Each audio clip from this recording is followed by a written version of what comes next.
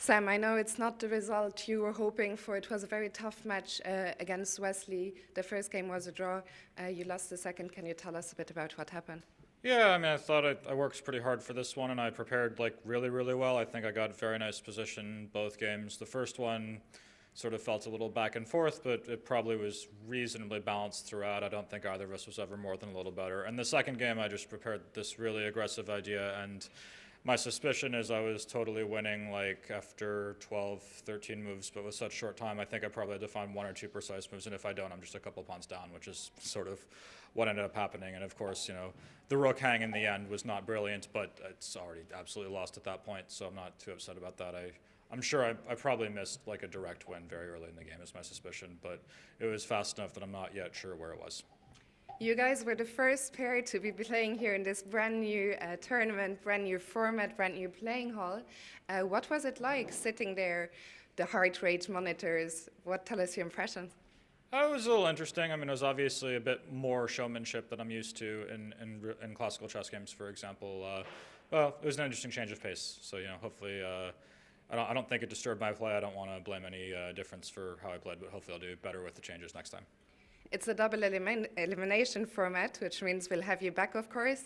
How do you look forward to the next game? Well, just the same as this one. I came into this one thinking I was a slight underdog, but, I had my chance, and I failed to take it, and if I take it better next time, I think I'm reasonably optimistic.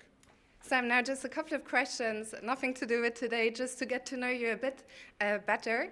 My first question is about time controls. If there could only be one time control in chess, which one would you pick and why?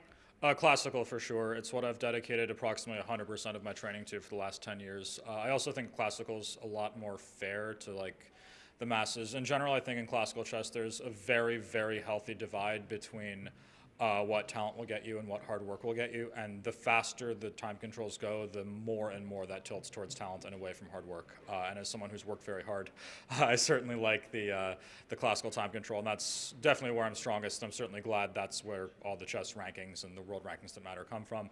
So if you maybe choose one, it would certainly be classical, but just because I prefer that does not mean I don't like playing rapid events like this too. It's just a little different. Speaking of hard work, my final question, for the youngsters coming up these days, do you think it's still important for them to look at old games of previous world champions, or do you think these days working hard with computers and all that might be enough? I definitely think you learn more from modern games than old ones. I mean, I grew up studying old ones. I do understand their merits, but I'm not going to say you can learn nothing from Capablanca, but the idea that you can learn more from Capablanca than from Kramnik is sort of strange to me. I mean, just the sort of the story of chess history is every single generation should be able to look back about 50 years and be like, what are these idiots thinking? And I'm sure 50 years from now, they're going to look at me and think I'm a moron. So it's just how it goes. Sam, thank you so much for sharing your thoughts with us, and best of luck for your next match. Thank you. And back to you in the studio, Jovanka and Simon.